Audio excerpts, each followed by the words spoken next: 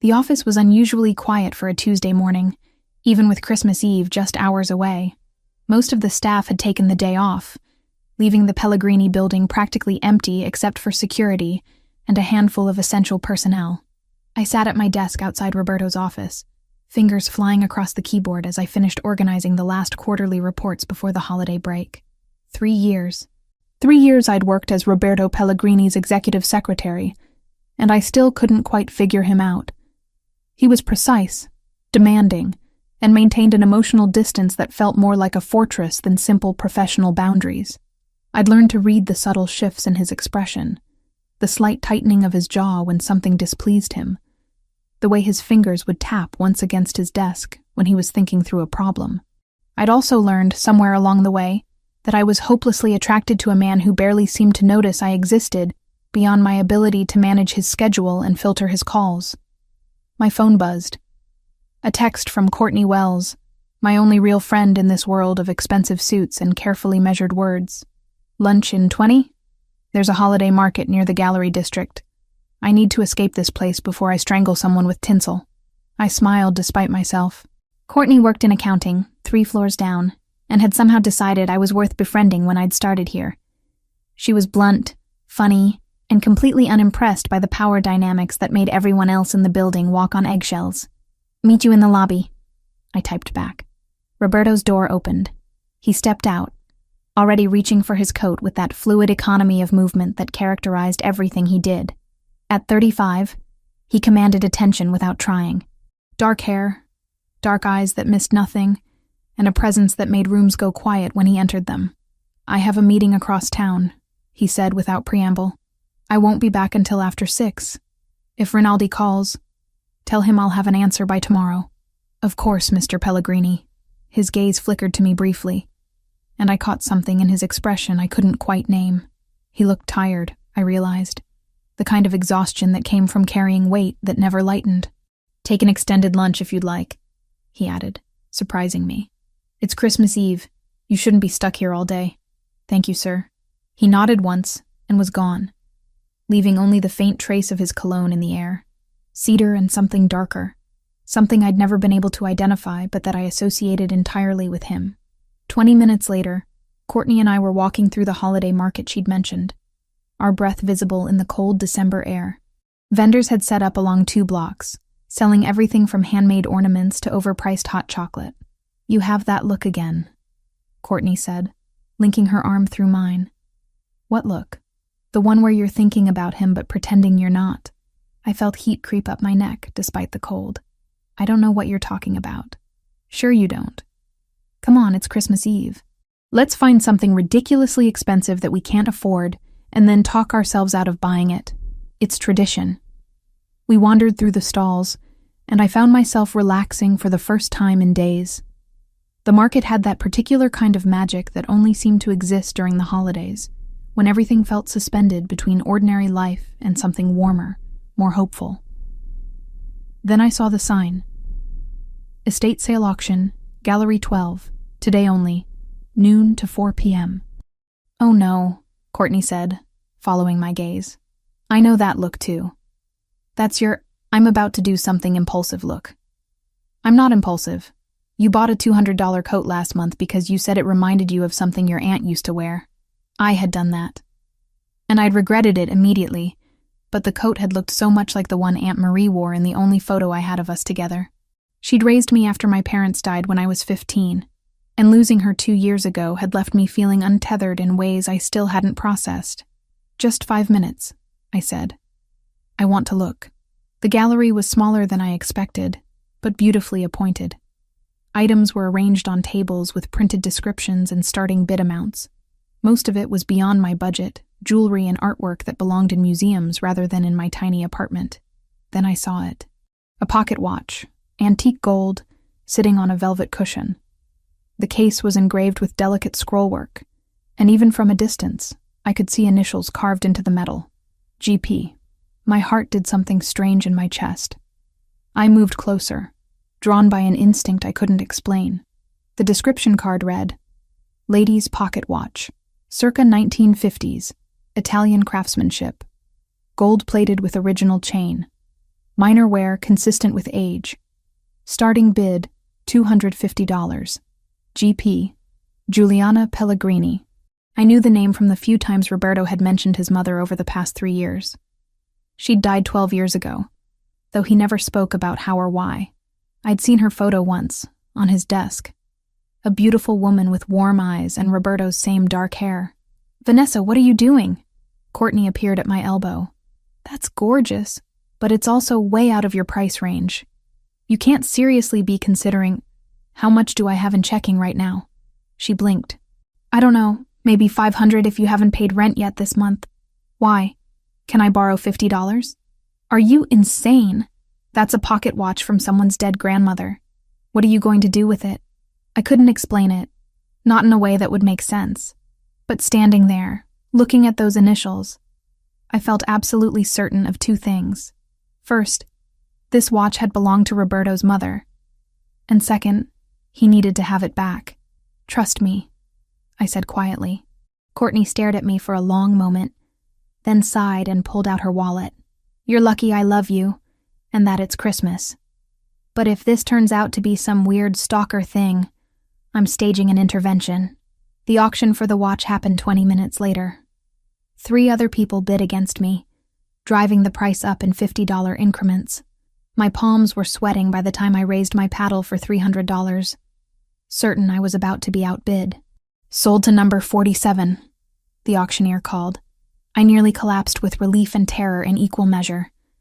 I'd just spent $300, money I absolutely should have saved for January rent, on a watch I wasn't even certain belonged to who I thought it did. "You're going to give it to him, aren't you?" Courtney said as we left the gallery, the watch wrapped carefully in tissue paper and nestled in a small velvet box. "I don't know yet. Liar. You know exactly what you're going to do. You're going to give your boss, who barely knows you exist outside of scheduling meetings, an expensive personal gift at the company Christmas party tonight. What could possibly go wrong? Everything, I thought. Absolutely everything.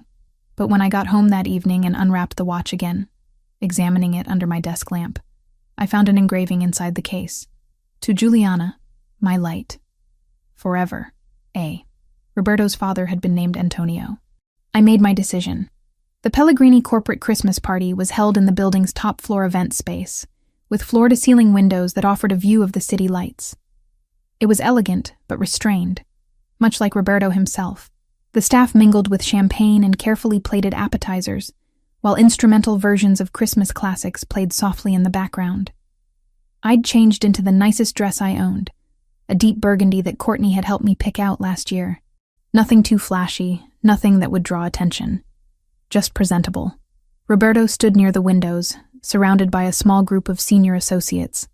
He wore a black suit with a crisp white shirt, no tie, the top button undone in a rare concession to the festive atmosphere. He was listening to something Joseph Rinaldi was saying, nodding occasionally, but his posture suggested his mind was elsewhere. The small box felt impossibly heavy in my clutch. "You're stalling," Courtney murmured, appearing at my elbow with 2 glasses of champagne. She pressed one into my hand. "Either do it or don't, but stop looking like you're about to throw up. It's making me nervous. What if I'm wrong? What if it's not even hers? Then he'll politely say thank you, and you'll die of embarrassment, but survive. Come on, Vanessa. You've been invisible to this man for 3 years. Maybe it's time he actually saw you." That stung, probably because it was true. I was good at my job, efficient and reliable. But Roberto Pellegrini looked through me the same way he looked through everyone who worked for him. We were functions, not people.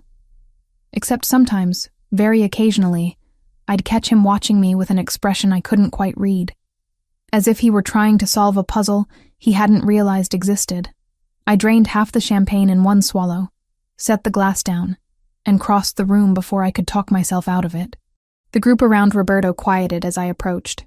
Joseph raised an eyebrow but stepped back slightly, making space. "Mr. Pellegrini," I said, proud that my voice came out steady. "I'm sorry to interrupt. I have something for you. A Christmas gift." His dark eyes fixed on me with that unnerving intensity he sometimes displayed. Up close, I could see the faint lines at the corners of his eyes, the shadow of stubble along his jaw. Miss Morgan. His voice was neutral, giving nothing away. That's not necessary. I know. But I'd like you to have it anyway. I held out the small velvet box, wrapped simply in silver paper with a white ribbon. My hand trembled slightly, betraying my nerves. Roberto took it slowly, his fingers brushing mine for just a moment.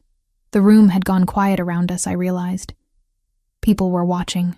He unwrapped the paper with careful precision, opened the box, and went completely still. The change in him was instant and devastating. Color drained from his face. His hands, usually so steady, began to shake as he lifted the pocket watch from its cushion. "Where did you get this?" His voice was barely above a whisper, but it cut through the silence like a blade. "There was an estate auction today at Gallery 12.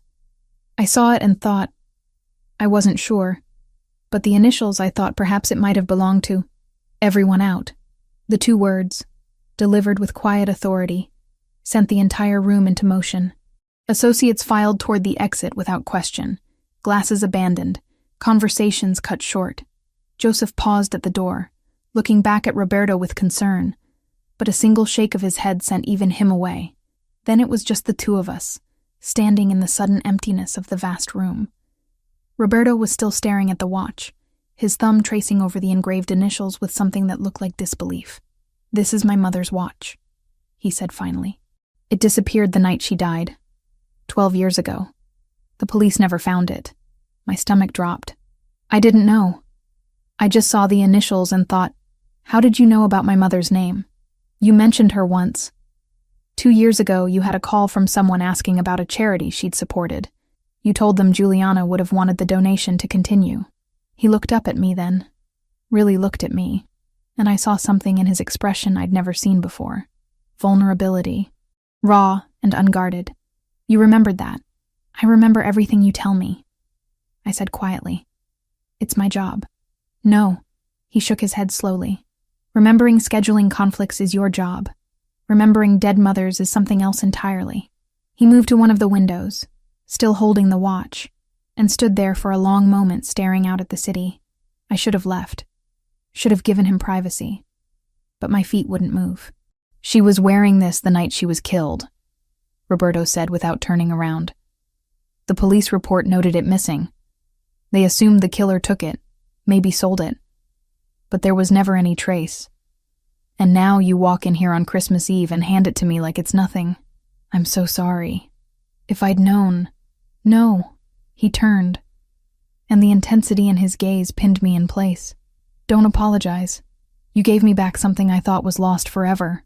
Do you understand what that means?" I shook my head mutely. "It means whoever killed my mother made a mistake. After 12 years of silence, they or someone connected to them sold this watch. Which means there's a trail. Which means I can finally find them." His hands were steady now, I noticed. The initial shock had transformed into something sharper, more focused. "The auction," he continued, moving toward me with purpose. "I need to know everything. Who ran it? Who provided the items? Did you get a catalog? A receipt?" "Yes, I have the catalog at home. The auction house is listed. They said the watch was part of an anonymous estate donation from somewhere in Connecticut." "Connecticut." Something flickered across his face. "Show me. Tomorrow. I need to see everything." "Of course, Mr. Pellegrini." "Roberto." I blinked. "What?" "When it's just us, call me Roberto." He stepped closer. Close enough that I could smell cedar again. Could see the gold flecks in his dark eyes. "You've worked for me for 3 years. You remember conversations I barely remember having. You just gave me the first real lead in my mother's murder investigation in over a decade. I think we're past formalities." "Roberto," I whispered, testing the name. "Better." The corner of his mouth lifted. Not quite a smile, but something warmer than his usual expression. "Can I ask you something?" "Of course. Why did you buy it? $300 is not nothing. Why spend that on something you weren't even certain about?" I hesitated, searching for words that wouldn't reveal too much. "You always look sad during the holidays." I thought if it was hers, if it meant something to you, maybe it would help. I didn't think about the murder or investigations. I just wanted you to have something that mattered. He stared at me for so long I started to worry I'd said something terribly wrong. Then he reached out and touched my hand. Just briefly, his fingers warm against mine. "Thank you, Vanessa." Truly. It was the first time he'd used my first name. The first time he'd touched me beyond a professional handshake. The first time he'd looked at me like I was a person rather than a function. And standing there in the empty party space with Christmas lights reflecting off the windows, I realized with absolute certainty that my life had just changed in ways I couldn't begin to predict. "You should go enjoy the rest of your evening," Roberto said, stepping back. "We'll talk tomorrow, first thing. Are you sure you're all right?" He looked down at the watch in his palm, then back at me. "No, but I will be, because of you." I left him there, alone with his memories and his mother's watch, and tried to ignore the way my heart was racing. Courtney was waiting by the elevators, eyes wide with curiosity. What happened? Everyone's talking. What did you give him? Something that used to belong to his mother. Oh my God. Vanessa, what are you getting yourself into? I watched the elevator numbers descend, each floor taking me farther from Roberto, and that moment of connection that had felt both terrifying and inevitable. "I have no idea," I admitted. "But I don't think I can stop now." I barely slept that night. Every time I closed my eyes, I saw Roberto's face when he opened that box. The way his hands had trembled. The rawness in his voice when he'd asked how I found it. By the time dawn broke over the city, I was already dressed and making coffee, trying to organize my thoughts and the auction materials I'd promised to show him. My phone buzzed at 7:30 in the morning, a number I didn't recognize. "Miss Morgan, this is Joseph Rinaldi. Mr. Pellegrini would like you to come to his residence this morning at 9. I'm sending a car to your address now. It will arrive in 20 minutes. The line went dead before I could respond. I stared at my phone, heart racing. Roberto's residence. In all 3 years of working for him, I'd never been to his home. Our interactions existed entirely within the controlled environment of the office, where everything was professional and carefully boundaried. Now I was being summoned to his private space on Christmas morning, and I had no idea what to expect. The car that arrived was sleek and black, the kind that screamed money and power. The driver was professional and silent, offering nothing beyond a polite nod. We drove through Manhattan's quieter holiday streets, eventually pulling up to a beautiful brownstone in the Upper East Side that managed to look both elegant and understated. Joseph Rinaldi met me at the door. He was a large man, probably in his late 40s, with the kind of alert presence that suggested he missed very little. His handshake was firm, but not aggressive. "Miss Morgan, thank you for coming on short notice. Mr. Pellegrini is in his study. This way, please." I followed him through a foyer that took my breath away. Dark hardwood floors gleamed under soft lighting. Original artwork hung on cream-colored walls. But what struck me most was how lived in it felt. This wasn't a showpiece designed by some expensive decorator. This was a home.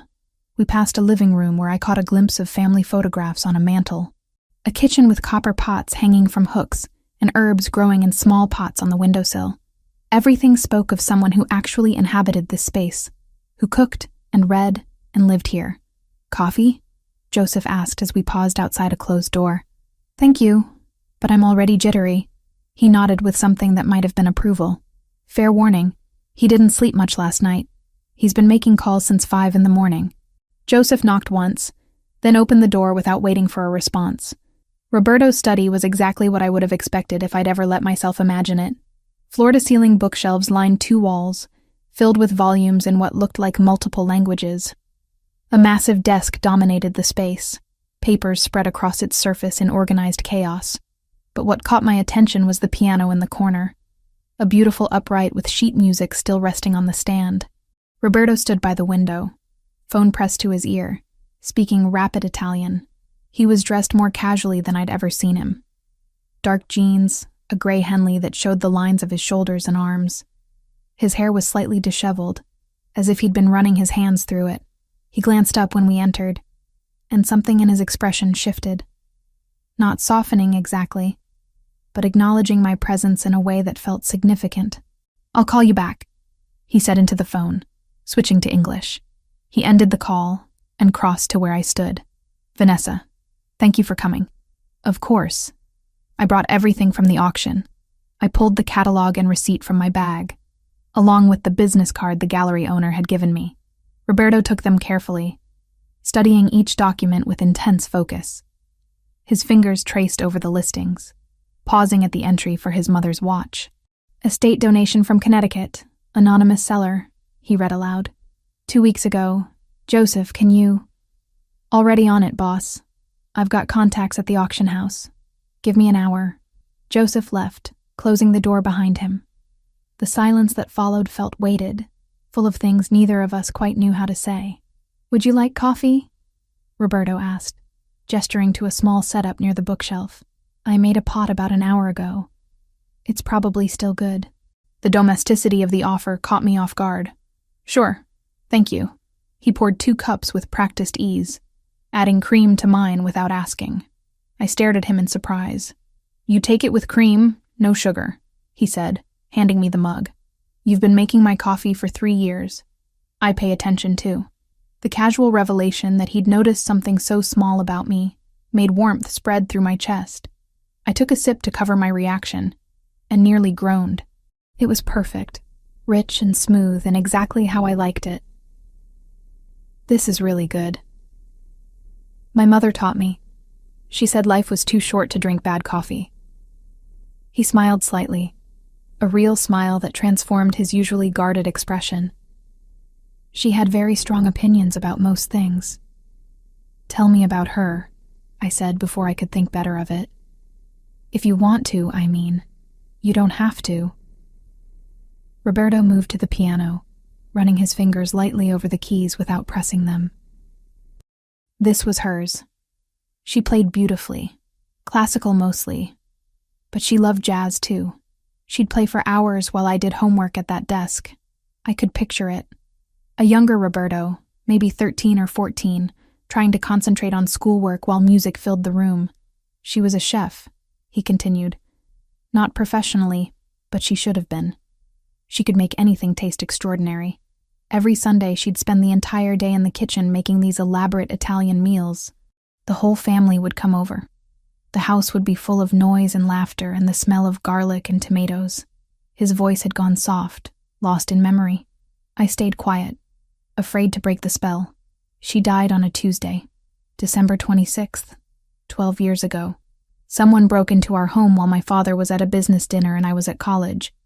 They said it was a robbery gone wrong, but nothing valuable was taken except her watch. Just her watch and her life. Roberto, I'm so sorry. He turned to look at me, his dark eyes shadowed with old pain. My father never recovered. He died 3 years later. Officially, it was a heart attack. But I've always believed it was grief that killed him. He loved her that much. The weight of what he was sharing settled over me. This wasn't just about solving a cold case. This was about a boy who'd lost his mother and then his father. About a man who'd been carrying that loss alone for over a decade. That's why you need to find out what happened, I said quietly. Not just for justice. For closure. Yes. He set his coffee down and picked up the auction catalog again. And now, because of you, I have the first real lead in 12 years. The watch had to come from somewhere. Someone held on to it all this time. And then for some reason decided to sell it. I need to know who and why. My phone buzzed. A text from Courtney. Are you alive? Should I be worried? Do I need to call someone? I showed Roberto the message, and he actually laughed. Your friend is protective. She thinks I'm getting in over my head. She might be right. His expression turned serious. Vanessa, I need to ask you something, and I need you to be honest. Are you willing to help me with this investigation? It could be dangerous. Whoever killed my mother might not appreciate us digging into the past. I should have said no. Should have backed away from this entire situation and returned to the safe boundaries of being his secretary.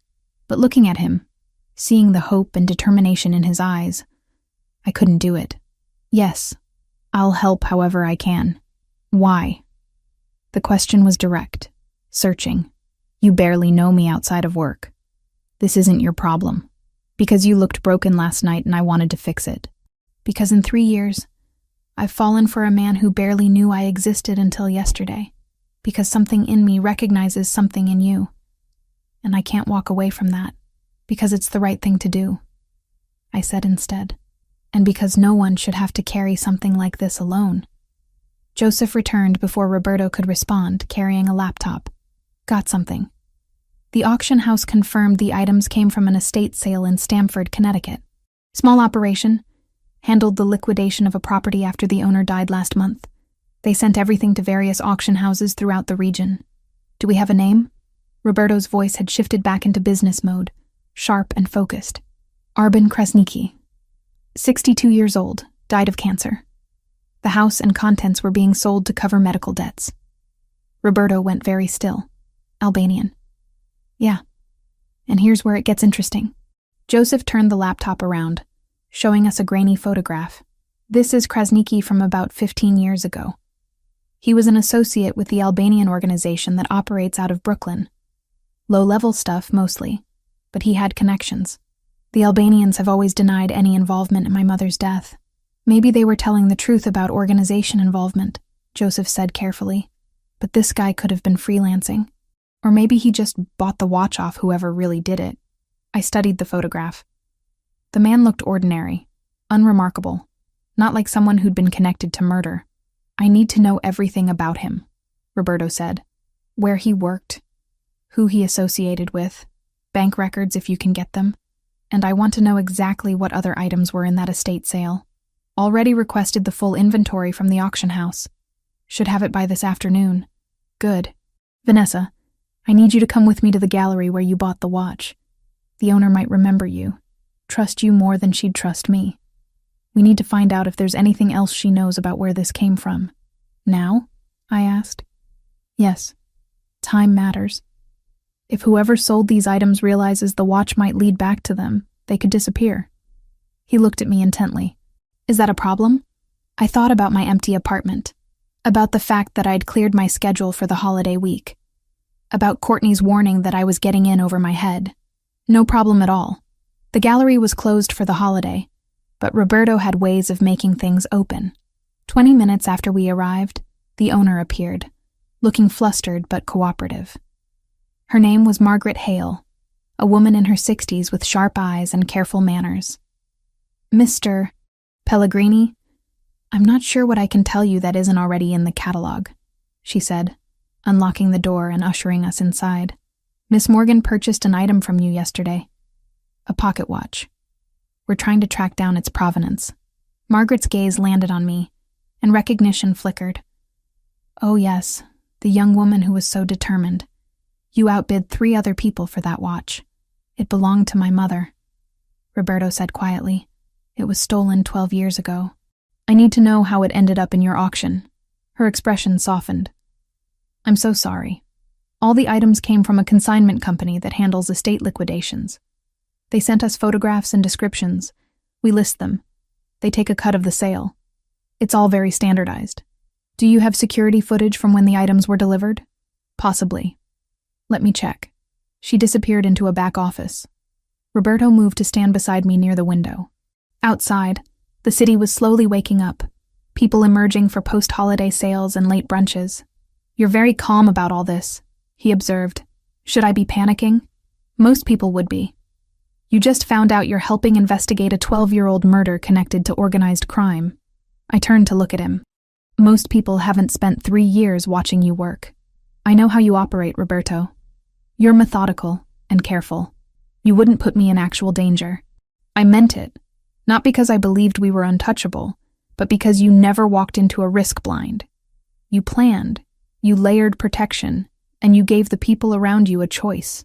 Something shifted in his expression. "You're right. I wouldn't.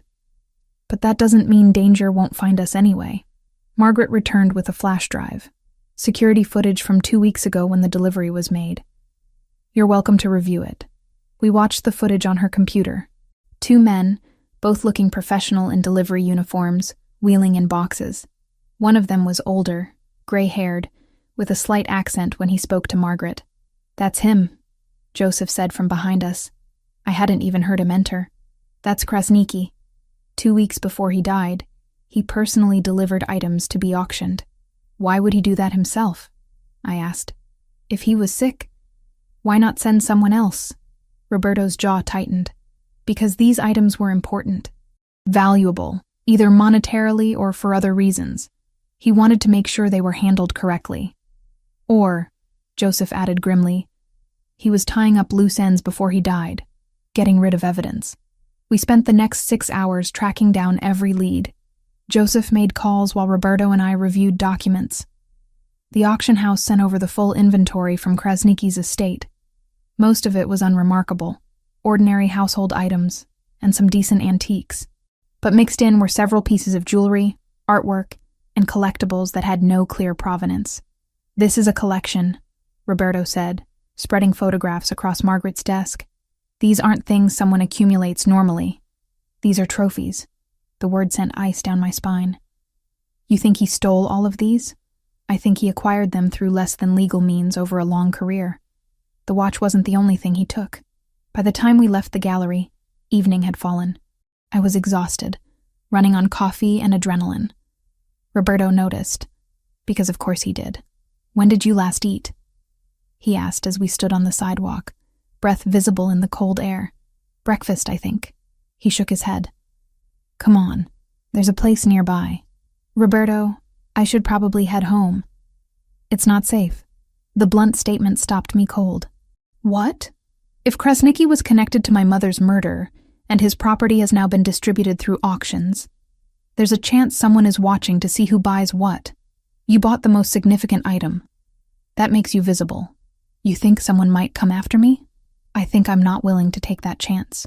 His dark eyes held mine. Stay at my house tonight. Guest room, completely separate. Joseph will be there. And we have security. Tomorrow we'll know more and can make better decisions. But tonight, I need to know you're protected. Every logical part of my brain screamed that this was a terrible idea. That staying at my boss's house, getting deeper into his personal life and his dangerous world, was crossing lines that shouldn't be crossed. But I looked at his face, at the genuine concern there, and found myself nodding. Okay, just for tonight. The relief in his expression was unmistakable. Thank you. And Vanessa? I know this isn't what you signed up for when you took a job as my secretary. No, I agreed. It's not, but I'm starting to think maybe it's exactly what I was supposed to find. We drove back to his brownstone through streets decorated with Christmas lights. Neither of us spoke, but the silence felt different now, charged with possibility and danger in equal measure. When we arrived, Joseph was already there, and Roberto showed me to a guest room that was more luxurious than my entire apartment. Get some rest, he said from the doorway. Tomorrow we dig deeper. After he left, I stood in the unfamiliar room and tried to process everything that had happened in less than 24 hours. I'd gone from invisible secretary to active participant in a murder investigation. I was sleeping under the same roof as a man I'd been half in love with for years. A man who was finally seeing me as something more than just a function. And somewhere out there, someone who'd killed Roberto's mother might be realizing that their past was catching up with them. I called Courtney, knowing she'd be losing her mind. I'm fine, I said before she could start yelling. I'm staying at Roberto's house tonight. It's a long story. Vanessa Marie Morgan, you have exactly 5 minutes to explain why you're sleeping at the mob boss's house on the day after Christmas. So I told her everything. The watch, the investigation, the Albanian connection, Roberto's request that I stay somewhere safe. When I finished, there was a long silence. You really like him, don't you? She finally said. Yeah, I really do. Then be careful. Not just of the murder investigation, but of your heart. Men like Roberto Pellegrini don't do casual. I know. After we hung up, I lay in the comfortable bed and stared at the ceiling. In the distance, I could hear Roberto moving around, the low murmur of his voice as he talked to Joseph. I'd crossed a threshold today, stepped from one world into another, and despite everything, despite the danger and the uncertainty, I couldn't bring myself to regret it. I woke to sunlight streaming through unfamiliar windows and the distant sound of voices downstairs. For a disorienting moment, I couldn't remember where I was. Then it all came rushing back. Roberto's brownstone, the investigation, the fact that I'd agreed to stay here for my own safety. I checked my phone. 7 messages from Courtney, ranging from concern to amusement, to explicit instructions to text her every few hours, or she'd assume I'd been kidnapped. It was December 27th, and according to my calendar, I should have been enjoying a quiet week off. Instead, I was living in my boss's guest room while we tracked down leads in his mother's murder. My life had become surreal. I showered and dressed in the same clothes from yesterday, making a mental note that if I was staying longer, I'd need to go home for more things. When I finally made my way downstairs, following the smell of coffee, I found Roberto and Joseph in the kitchen, papers spread across the large island counter. Roberto looked up immediately, and something in his expression lightened when he saw me. He'd shaved, I noticed, and changed into dark slacks and a navy sweater that made his eyes look almost black. "Good morning. There's coffee, and Teresa left pastries before she went to visit her daughter." "Teresa? My housekeeper.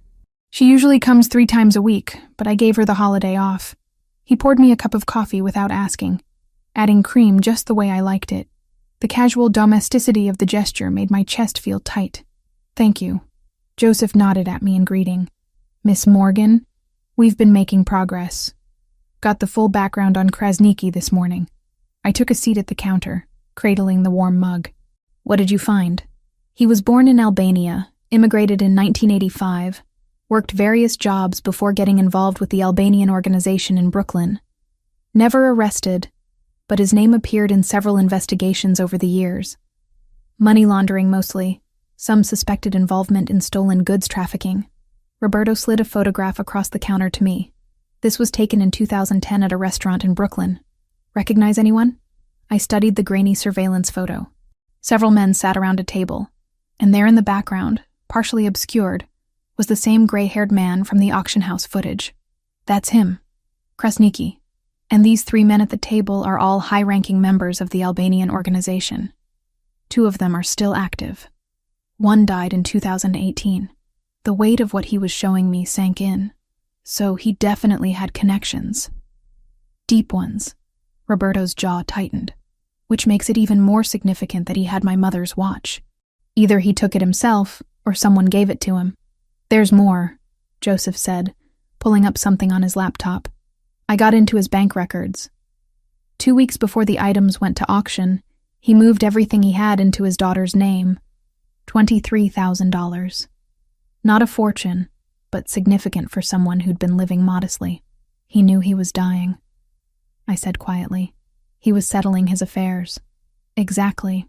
And part of settling affairs meant getting rid of items he'd been holding on to. Items that could connect him to past crimes." Roberto paced to the window, staring out at the small garden behind his house. The tension in his shoulders was visible even from across the room. "I want to talk to the daughter," he said finally. "She might know something about where these items came from." "Already tracked her down," Joseph replied. "Lives in Stamford still. Works as a nurse. No criminal record, seems clean. But approaching her directly might spook her. Then we need a different approach." Roberto turned back to us, and I could see his mind working through possibilities. "Vanessa, would you be willing to go back to that gallery? Tell them you're interested in purchasing other items from the same estate? You want to set up another meeting with someone from the auction house?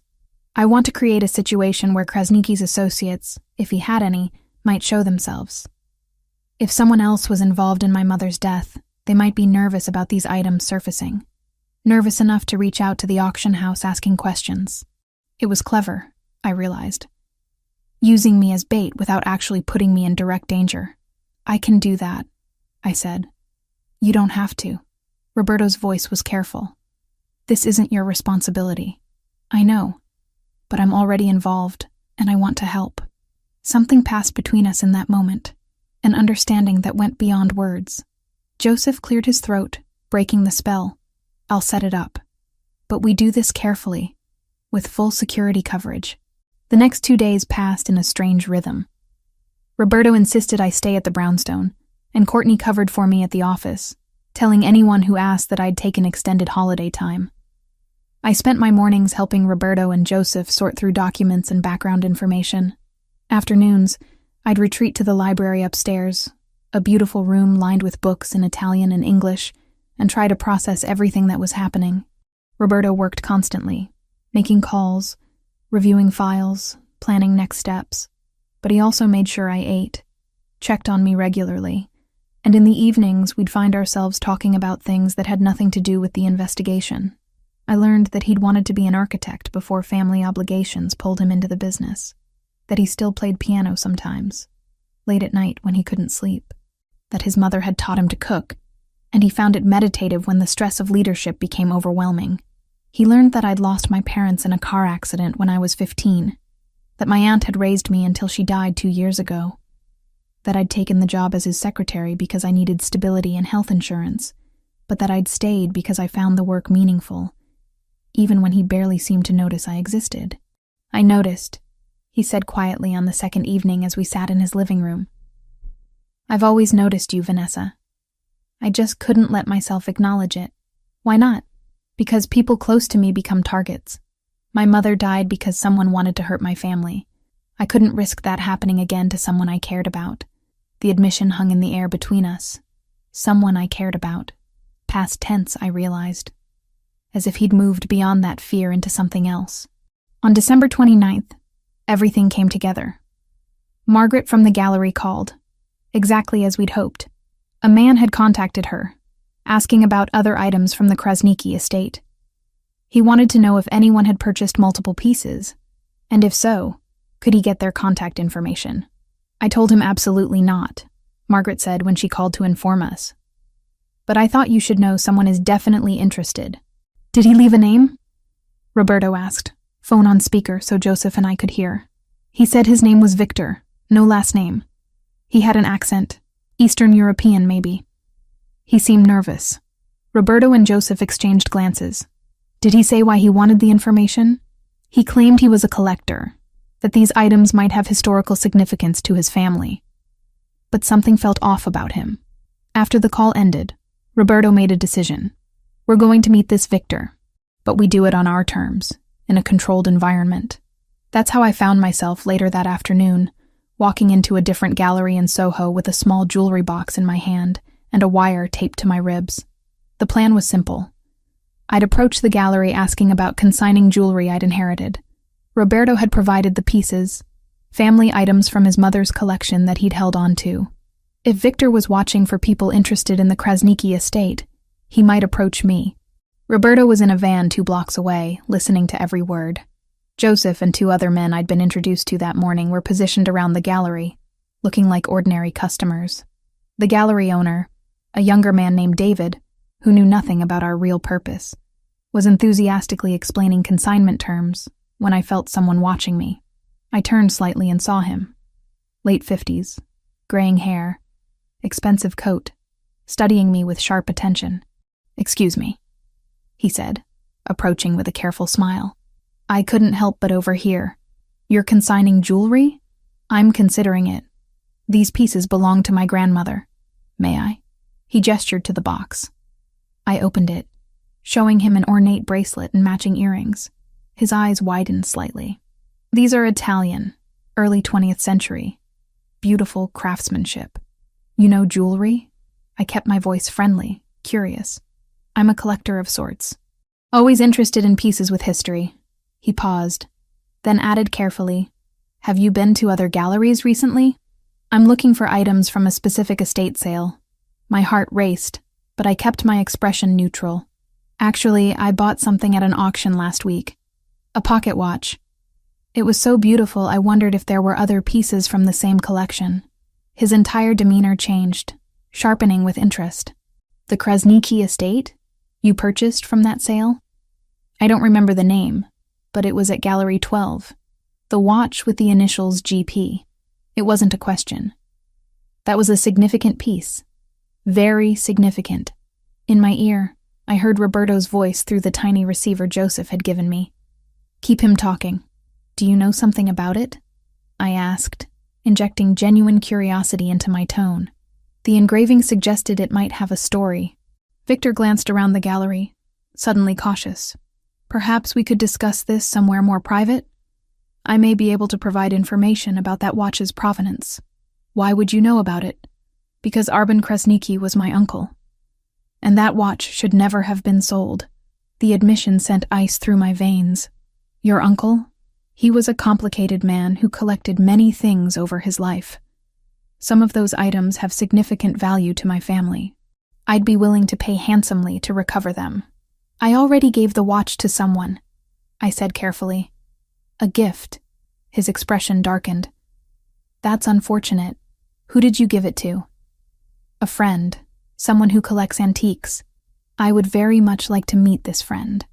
Perhaps we could arrange a trade, or I could make an offer they couldn't refuse. The threat beneath the polite words was unmistakable. Before I could respond, Joseph appeared at my elbow, smiling pleasantly, but positioning himself between Victor and me. Vanessa, there you are. Sorry I'm late. He turned to Victor with casual friendliness that didn't reach his eyes. Are you helping her with the consignment? Victor assessed Joseph, clearly recognizing something in his bearing that suggested he wasn't just a random boyfriend. Just admiring her grandmother's jewelry. Excuse me, I have another appointment. He left quickly, and I released a breath I didn't realize I'd been holding. You did great, Joseph murmured. Come on, let's get you out of here. 15 minutes later, I was in the van with Roberto, the wire removed, my hands shaking with delayed adrenaline. Roberto took them in his touch warm and grounding. You were incredible, he said quietly. Smart, careful, exactly right. He knew about the watch. He called it significant. Because it is. Because it connects his uncle directly to my mother's murder, and he knows it. Roberto's expression was grim. Joseph is already tracking him. We'll know who Victor really is within the hour. The information came faster than expected. Victor Krasniki, Arben's nephew, had a record. Assault, extortion, suspected involvement in several organized crime operations. Currently lived in Connecticut. Worked as a so-called antiques dealer, likely a front for moving stolen goods. He wasn't just asking about the watch, Joseph explained as we sat in Roberto's study that evening. He was asking about all the items from that estate. My guess is some of them are evidence of other crimes, and he's trying to recover them before they lead back to the family. Which means Arben didn't act alone, Roberto said. Victor probably knows exactly what happened the night my mother died. So what do we do? I asked. Roberto was quiet for a long moment, staring at his mother's watch, which now sat in a place of honor on his desk. I talk to the Albanians, directly. I present what we found, and I give them a choice. Tell me everything about that night, or I assume they were complicit and act accordingly. That could start a war, Joseph said carefully. I know, but this has to end. I can't spend the rest of my life wondering, and I won't let these people think they can hide behind time and silence. After Joseph left to make arrangements for a meeting, Roberto and I sat in the dimming light of his study. The city hummed beyond the windows, millions of people going about their lives, unaware of the dangerous currents swirling in the shadows. I'm sorry you got pulled into this, Roberto said quietly. I'm not. I turned to look at him. You've been carrying this alone for 12 years. Maybe it's time someone helped share the weight. He reached out and tucked a strand of hair behind my ear, the gesture unbearably tender. You see me. The real me. Not the reputation, or the power, or the fear. Do you know how rare that is? You see me too. For 3 years, I thought I was invisible to you, but you noticed how I take my coffee. Remembered conversations I thought you'd forgotten. You saw me all along. Yes. His thumb traced my cheekbone. I saw you, and it terrified me because I knew if I let myself feel anything, I wouldn't be able to stop. I still can't. The confession settled between us, heavy with possibility and complication. We were crossing lines that couldn't be uncrossed, changing a dynamic that had worked for 3 years into something entirely new. What happens after this is over? I whispered. After you have your answers? I don't know. But I know I don't want to go back to pretending you're just my secretary, to seeing you every day and maintaining distance. I can't do that anymore, Vanessa. His forehead touched mine, and I breathed in the scent of him, cedar, and something uniquely Roberto. We stayed like that, suspended in the moment, neither of us quite ready to close the distance fully but unable to pull away. Tomorrow, He would meet with the Albanian organization. Tomorrow, he might get the answers he'd been seeking for over a decade. Tomorrow, everything could change again. But tonight, in the quiet of his study with his mother's watch keeping silent witness, we allowed ourselves this fragile connection. This acknowledgement that something real existed between us, something that had been growing quietly for years and could no longer be denied. Whatever came next, we would face it together. And that simple truth felt more significant than any investigation or danger we might encounter. Because for the first time since my aunt died, I didn't feel alone. And looking into Roberto's dark eyes, I knew he felt the same way. The meeting with the Albanian organization was set for December 30th at a neutral location, a restaurant in Brooklyn that had served as diplomatic ground for various families for decades. Roberto spent the morning of the 30th preparing, reviewing documents with Joseph, making calls to other associates who might have information about Albanian operations.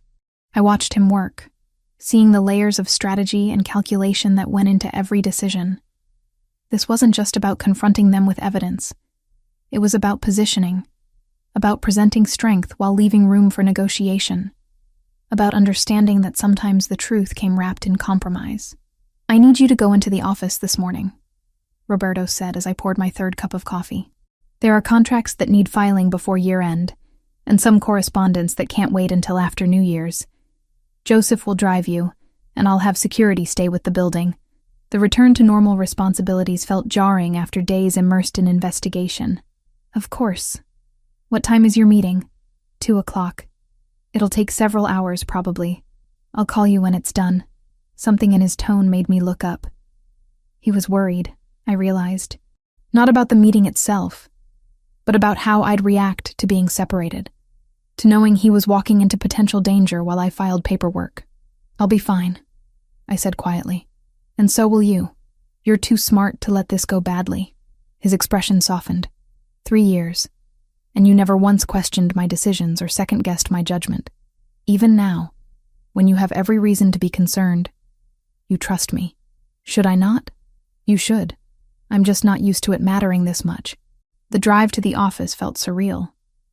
Joseph was professional and silent, but I caught him watching me in the rearview mirror occasionally, as if assessing whether I was handling everything appropriately. When we arrived at the Pellegrini building, I felt like I was stepping back into a previous life, one that existed before pocket watches and murder investigations and late-night conversations with my boss in his study. The office was mostly empty, just a skeleton crew managing essential operations during the holiday week. I made my way to my desk, and the familiar surroundings should have been comforting, but instead felt strange, disconnected from the reality I'd been living. I'd barely settled in when Courtney appeared in my doorway, arms crossed, expression somewhere between concerned and exasperated. "Okay, we need to talk. Right now."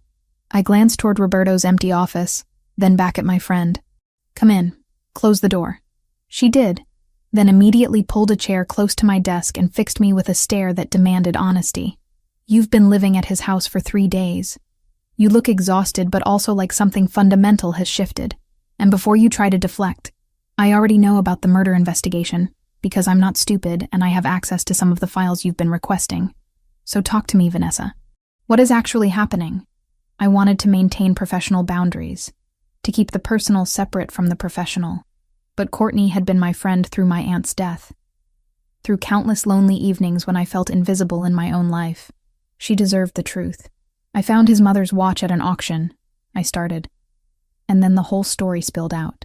The investigation, the Albanian connection, staying at Roberto's house, the way he'd started looking at me differently, the conversations that had revealed layers of both of us that we'd kept hidden for years.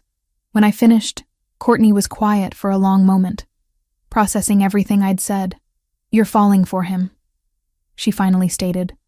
Not a question. "I've been falling for him for 3 years.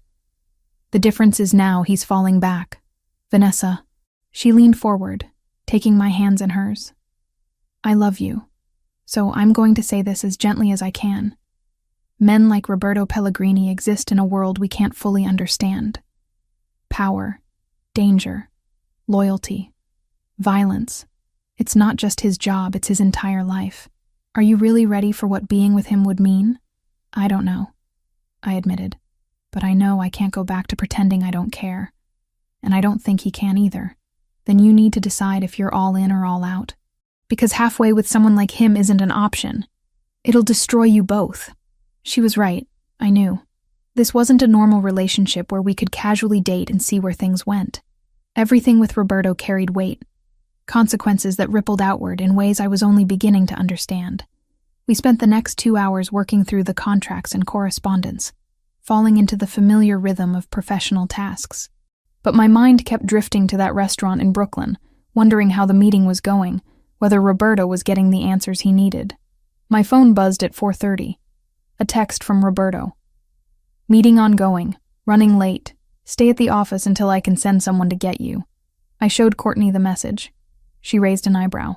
He's checking on you, making sure you're safe. Is that weird? It's protective, which, given what you've told me about Viktor Krasniqi sniffing around, probably isn't a bad thing. By 6 o'clock, most of the remaining staff had left. Courtney stayed with me, ordering takeout and setting up camp in Roberto's outer office like she was preparing for a siege. If you're staying, I'm staying, she declared, when I suggested she go home. Someone needs to be the voice of reason in your life, and apparently that's my job now. Joseph called at 7. Meeting's wrapping up. I'll be there in 20 minutes to pick you both up. Both? I repeated. Boss says your friend shouldn't take the subway home this late. We'll drop her off first. After we hung up, Courtney looked at me with wide eyes. He's concerned about me getting home safely? I don't even work directly for him. You're important to me, so you're important to him. Oh, you're in deep. You both are.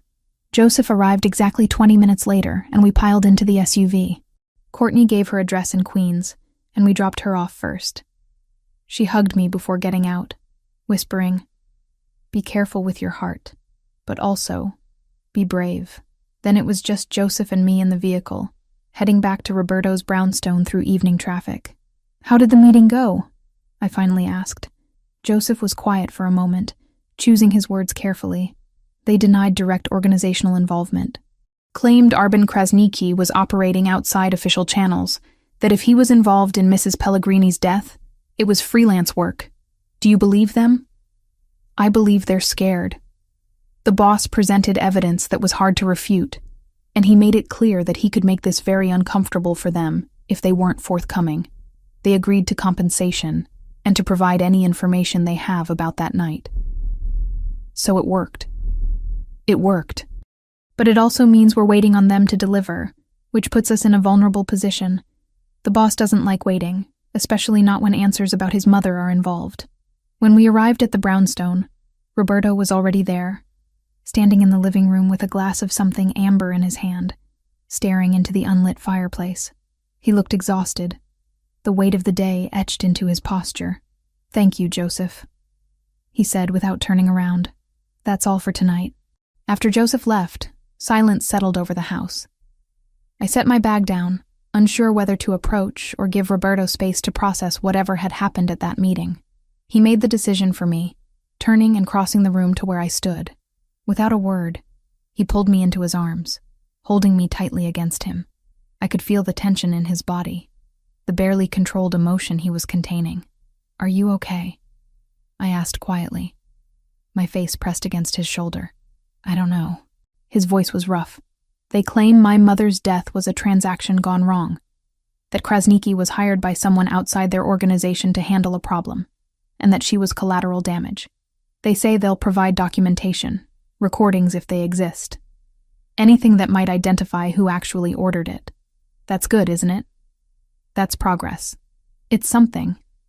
But it also means my mother was murdered over business, over money or territory or some petty power play. She wasn't even the target. She was just in the way." The pain in those words cut through me. I pulled back enough to see his face, to see the grief and anger warring in his expression. "Roberto, she wasn't collateral damage. She was your mother. And she mattered. And finding out who took her from you matters.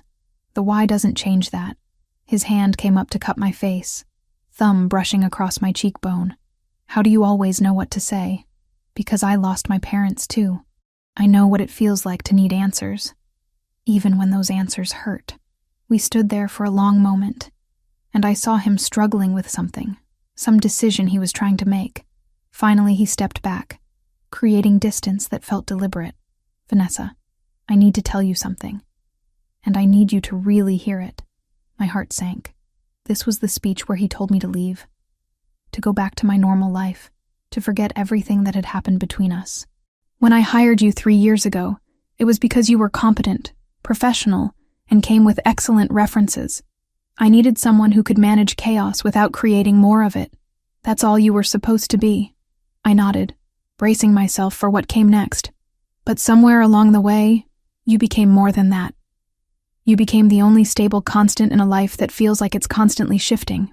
You walk into my office every morning, and for those few minutes when we review my schedule and discuss priorities, I feel grounded, like there's at least one aspect of my existence that makes sense. Roberto, let me finish. His expression was intense, vulnerable in a way I'd never seen. Today, sitting in that meeting with the Albanians, negotiating over my mother's death like it was a business transaction, all I could think about was coming back here to you, to someone who sees me as human instead of just a name or a threat or an opportunity. He moved to the window, the city lights reflecting in the glass. But being close to me puts you in danger. Victor already knows you have the watch, which means he knows you're connected to me. The Albanians now know I'm actively investigating my mother's death, which makes anyone associated with me a potential target. And if we cross the line from professional to personal, if people know you matter to me beyond being an employee, you become leverage. I crossed the room to stand beside him. You're trying to protect me by pushing me away. I'm trying to be realistic about what being with me would mean. It's not just about danger from outside. It's about the life itself, the secrets, the violence, the moral compromises. You're good, Vanessa. Genuinely good.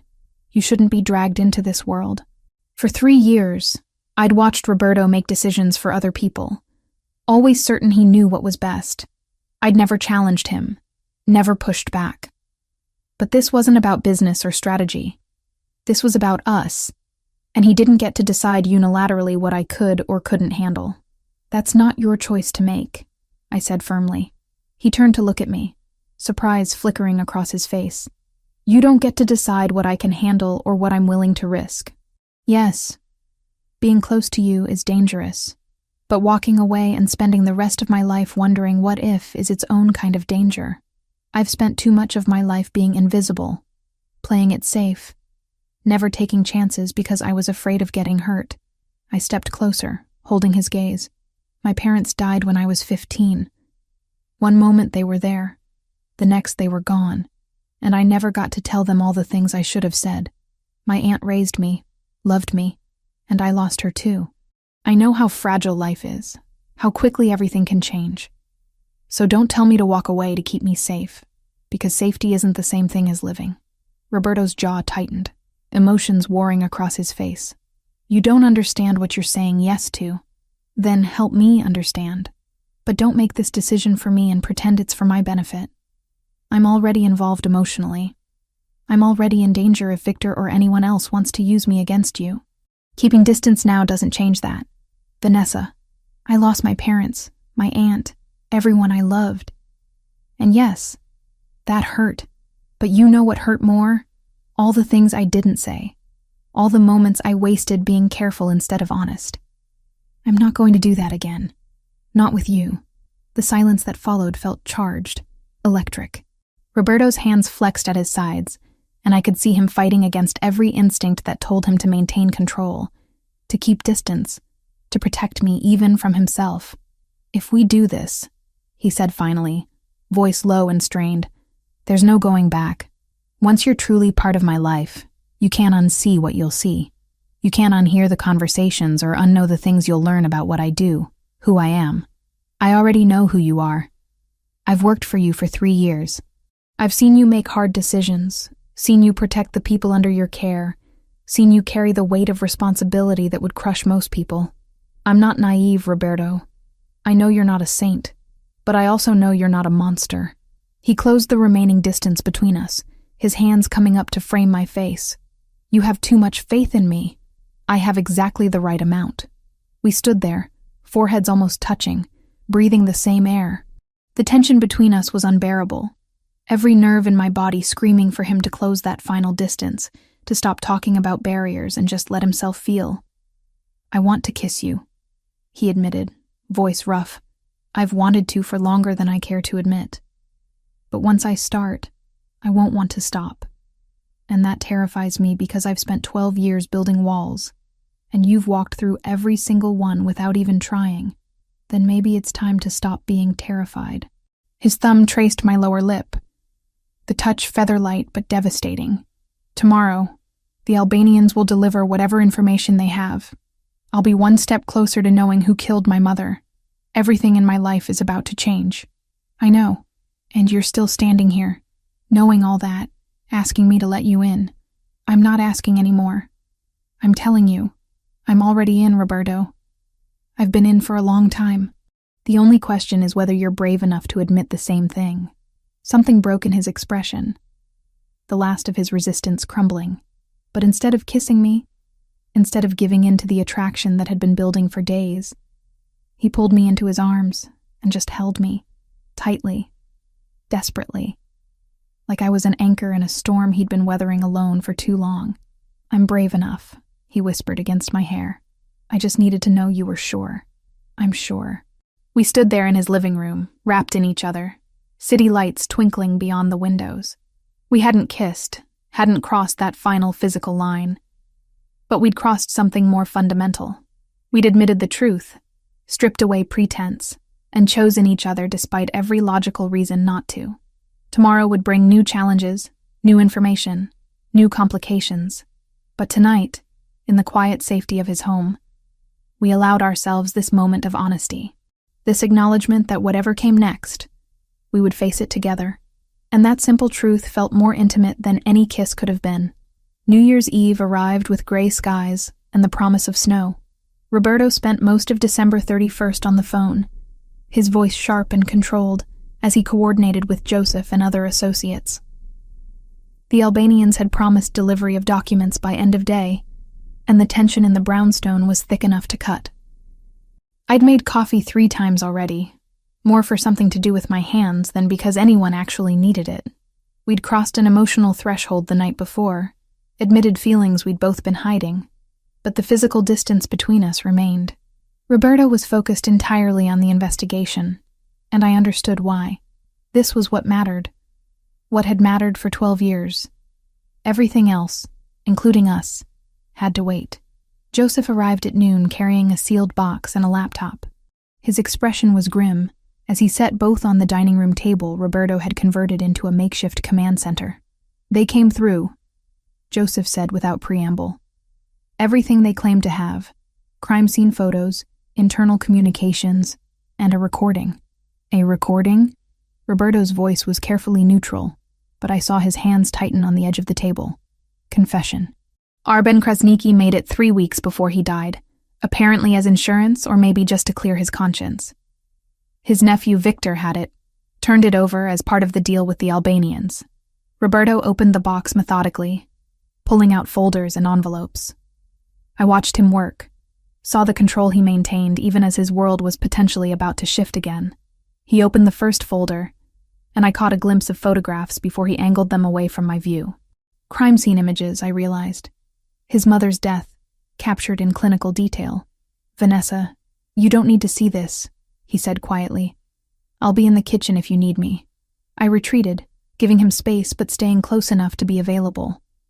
Through the doorway, I could see him and Joseph reviewing documents, their voices too low for me to hear clearly. An hour passed, then another. I occupied myself cleaning counters that were already clean, organizing cabinets that were already organized.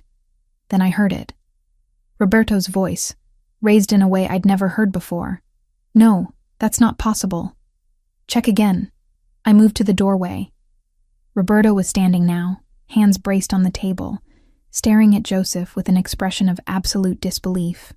"Boss, I've checked 3 times. The documents are clear." "What documents?" Roberto's voice was dangerous now, the kind of quiet that preceded violence. Joseph pulled up something on the laptop, turning it so Roberto could see. Banking records from 12 years ago. Wire transfers, all coded. But when you track them through the various accounts, they all originate from the same source. Someone within the Pellegrini organization paid the Albanians $40,000 2 weeks before your mother died. The silence that followed was deafening. I stayed frozen in the doorway, afraid to breathe, afraid to break whatever was happening. Who? Roberto's voice was barely above a whisper. Joseph pulled up another document.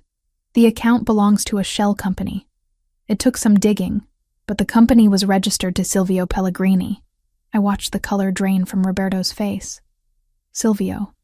His uncle. His father's brother. Family. No. Roberto shook his head, denial written across every line of his body. Silvio was at that business dinner with my father the night it happened. He was devastated when we got the news. He helped plan the funeral. I know, boss. But the evidence doesn't lie. And there's more. Joseph pulled up additional files. 6 months before your mother died, there were significant discrepancies in the organization's books. Money missing, shipments unaccounted for. I pulled the old audit files. Your mother was the one who discovered it.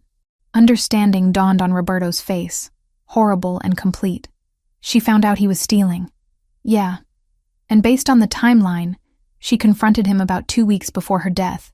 There's a notation in her day planner. It just says, talk to S, gave him chance to make it right. She gave him a chance. Roberto's voice broke. She was trying to protect family, and he killed her for it. I couldn't stay away anymore. I crossed to Roberto, placing my hand on his arm. He was shaking, I realized, every muscle tense with rage and grief and betrayal so profound I couldn't begin to comprehend it. Are you absolutely certain? Roberto asked Joseph. And I heard the desperate hope in his voice that maybe, somehow, this was wrong. I spent the last 6 hours verifying. The Albanians provided phone records showing calls between Arben Krasniqi and a number registered to Silvio. The recording Krasniqi made names him specifically. There's no doubt, boss. Your uncle ordered your mother's death. Roberto turned away from us both, walking to the window with careful, measured steps. Like if he moved too fast, he'd shatter completely. Where is he now? His voice was cold, empty of everything except a fury so deep it had gone beyond heat, into ice. At his estate in Westchester. I haven't contacted him yet. Wanted to brief you first. Bring him here. Tonight. Tell him it's urgent family business related to New Year's planning. Don't let him know we suspect anything. Boss. Do it, Joseph. After Joseph left, I stood in the middle of the dining room, unsure whether to approach Roberto or give him space. He'd turned to stone at that window, his reflection visible in the glass, expression carved from grief and rage. Roberto, I said softly. He was at the funeral. His voice was distant, detached. He gave the eulogy, talked about how much he loved his sister-in-law, how the family would honor her memory, and the entire time he knew he'd ordered her death, and he stood there and pretended to mourn. I'm so sorry. My father trusted him. In those last 3 years before he died, Silvio was the one who helped manage things while my father fell apart. I trusted him. He's been part of my inner circle this entire time, sitting in meetings, giving advice. And he murdered my mother. He turned to face me then, and what I saw in his eyes made my chest ache. This wasn't just betrayal. This was the foundation of his entire life cracking apart. What are you going to do? I asked, though I wasn't sure I wanted to know the answer.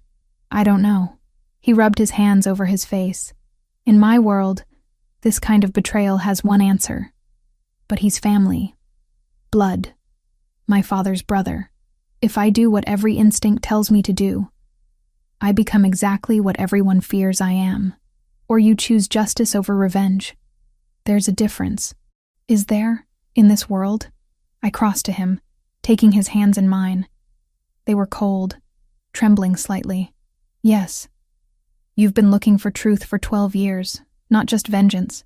Don't let finding that truth turn you into something your mother wouldn't recognize. He pulled me against him, holding on like I was the only solid thing in a world that had just proven itself unstable.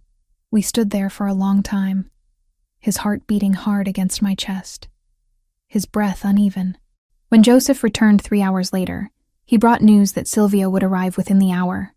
Roberto had spent that time in his study, reviewing every document, listening to Krasniqi's recorded confession over and over. I'd heard pieces of it through the closed door. The old man's voice, weak with illness, describing how he'd been hired to make a woman's death look like a home invasion gone wrong, how he'd been paid $20,000 up front, $20,000 after, how he'd taken the watch because it was beautiful and no one would miss it among all the chaos, how he'd felt guilty ever since, but not guilty enough to confess while it would have mattered. When the doorbell rang precisely at 8 o'clock, Roberto was waiting in the living room. He'd changed into a suit, black on black, looking every inch the man who ran an organization built on power and fear. But I could see the cost of that composure, the way his jaw was locked, the muscle twitching in his cheek. Joseph showed Silvio in. He was in his early 60s, gray hair combed back, expensive casual clothes. He looked relaxed, unsuspecting, and I felt my stomach turn watching him embrace Roberto like nothing was wrong. "Nephew. Happy New Year. What's so urgent it couldn't wait until tomorrow?" "Sit down, Uncle." Roberto's voice gave nothing away. Silvio took a seat on the sofa, finally noticing me standing near the doorway. "Who's this?" "My secretary. She's part of this conversation." Something flickered in Silvio's eyes. Wariness, maybe. But he nodded. "All right, what's going on?" Roberto pulled out his phone and pressed play. Arben Krasniqi's voice filled the room, telling the story of how he'd been hired by a man named Silvio Pellegrini to kill a woman named Giuliana, how he'd broken into the house on December 26th, how he'd made it look random, how he'd taken only the watch as his trophy. The color drained from Silvio's face. He started to stand, but Joseph had moved behind the sofa, a silent wall blocking any escape. "Sit down," Roberto said, and the command in his voice was absolute. Silvio sank back into the cushions. "Roberto, I can explain." "Don't." Roberto's control was fracturing now, fury bleeding through. "Don't you dare try to explain murdering my mother. She was going to destroy me. She found the discrepancies, the missing money. She said she'd give me 2 weeks to return it, or she'd tell your father. I panicked. I made a mistake." "A mistake?" Roberto's laugh was bitter and broken. "You hired someone to kill her. You stood at her funeral and lied to everyone who loved her. You watched my father die of grief and said nothing. You've sat in my meetings for 3 years, advising me, pretending to care about this family while knowing what you'd done. That's not a mistake. That's evil." Silvio's face crumpled. "I'm sorry. I've regretted it every day since. Not enough to confess. Not enough to face consequences. You let me spend 12 years not knowing, wondering, carrying that weight. You let me think it was random violence when it was calculated murder." I saw Roberto's hands flex, saw him fighting every instinct for violence. This was the moment that would define him, I realized. Would he choose the path his world expected? Or would he find another way? "Joseph, take him to the property in Connecticut. Secure room, full guard. No communication with anyone. Boss, what are you going to do?" "I'm calling a family meeting. Everyone needs to know what he did. And then we'll decide together what justice looks like." Silvio started to protest, but Roberto cut him off with a single look. "You don't get to speak anymore. You lost that right 12 years ago." After Joseph escorted Silvio out, the brownstone fell into heavy silence. I stayed where I was, giving Roberto space to process, to feel whatever he needed to feel. He stood motionless for several minutes, staring at nothing. Then, like a dam breaking, his legs gave out. He sank onto the sofa, head in his hands, and a sound came out of him that broke my heart. Raw, anguished grief, finally released after being held back for over a decade. I crossed to him immediately, kneeling in front of him, pulling his hands away from his face. His eyes were wet, tears tracking down his cheeks, and he looked younger suddenly, like the boy who'd lost his mother and never fully processed that loss. "I trusted him," Roberto whispered. "He was family. He was supposed to protect her. And instead he killed her." I moved onto the sofa beside him, and he collapsed against me, shoulders shaking. I held him while he cried. the kind of deep, wrenching sobs that came from years of suppressed pain, finally finding release. "I'm sorry," he kept saying. "I'm sorry. I should be stronger than this." "No. You should be exactly this. Human. Grieving. You've been strong for 12 years. Tonight you get to break." We sat there for over an hour while Roberto worked through emotions he'd never let himself fully feel.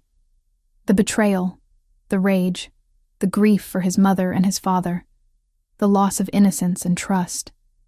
All of it poured out while I held him, offering the only thing I could: my presence, my acceptance, my refusal to leave him alone in this darkness. Eventually, his breathing steadied. The tears stopped. He pulled back slightly, looking at me with eyes that were red but somehow clearer than before. "Thank you," he said quietly, "for staying, for not being afraid of this. I'm not afraid of your pain, Roberto. I'm honored you trust me enough to show it." He lifted one hand to my face, thumb brushing away a tear I hadn't realized I'd shed. "I don't know what happens next. With Silvio, with the family, with any of it, but I know I don't want to face it without you. You won't have to." We sat there in the lamplight, the city celebrating New Year's Eve beyond the windows, with distant fireworks and champagne. But inside the brownstone, we were in our own world, stripped bare of pretense and protection, seeing each other completely for the first time. Roberto leaned forward slowly, giving me every chance to pull away. When his lips met mine, it wasn't desperate or rushed. It was deliberate, certain, a promise made without words. I kissed him back, tasting salt from his tears, feeling the tremor in his hands as they cupped my face. When we finally broke apart, his forehead rested against mine. "I love you," he whispered. "I've been fighting it for so long, but I can't anymore. I love you, Vanessa." My heart felt too full for my chest. "I love you too. I have for longer than I knew how to admit." He kissed me again, and this time there was heat beneath the tenderness. Want and need mixing with emotion until I couldn't tell where one ended and the other began. But even as desire built between us, he pulled back, breathing hard. "Not like this. Not tonight when everything is chaos and pain. When I make love to you for the first time. I want it to be about us, not about grief or escape." I nodded, understanding even as my body protested. "Okay, but stay with me tonight? Just sleep beside me? I don't want to be alone. I'm not going anywhere." We moved upstairs to his bedroom, a space I'd never entered before. It was unexpectedly simple. A large bed, minimal furniture, more books, human and real, just like the man beside me. We lay down fully clothed on top of the covers, and Roberto pulled me against him, his arm secure around my waist. In the distance, we heard midnight fireworks, the city marking the arrival of a new year. "Happy New Year," I whispered. "Happy New Year, Vanessa." And despite everything that had happened, despite the pain and betrayal and uncertainty ahead, lying there in Roberto's arms felt like the truest beginning I'd ever experienced. We'd been stripped down to our most vulnerable selves and chosen each other anyway. Whatever came next, we'd meet it side by side. For the first time in 12 years, Roberto slept soundly, his breathing deep and even, and watching him finally find peace, I understood that love wasn't just about the beautiful moments. It was about being present for the broken ones too, about holding someone while they shattered and helping them find their way back to whole.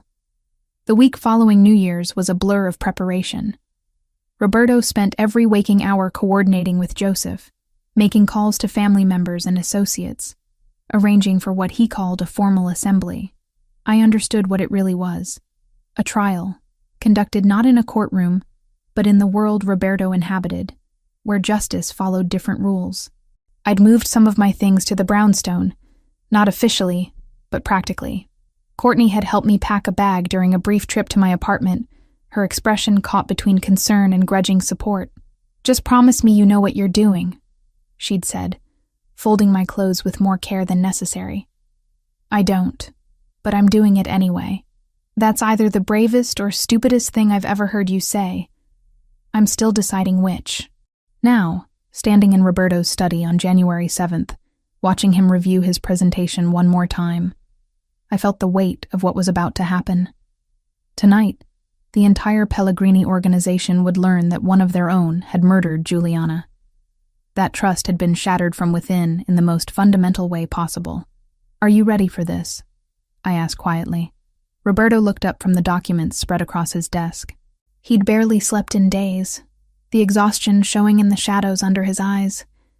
But his expression was calm, resolved. "No, but it has to be done. The family deserves to know the truth, and Silvio deserves to face what he did in front of everyone he betrayed." Joseph entered without knocking, his usual efficiency tinged with something heavier. Everyone's arrived. 43 people total, all the major families and key associates. They know this is serious, but they don't know why yet. "Where's Silvio?" "Secured room downstairs. 2 guards. Waiting." Roberto stood, buttoning his suit jacket with mechanical precision. Then he turned to me, and some of the hardness in his expression softened. "I need you there. Not as my secretary, but as someone I trust. Someone who knows the whole story.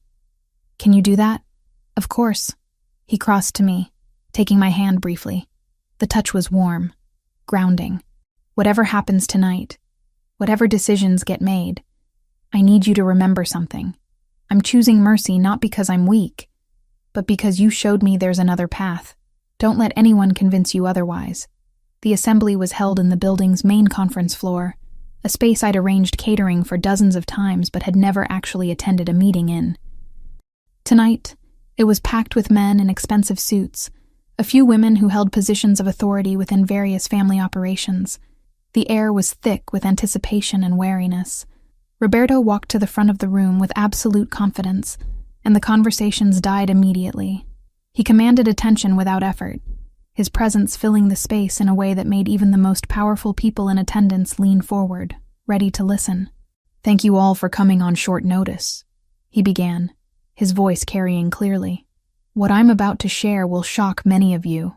Some of you may find it hard to believe, but I ask that you listen to everything before making judgments."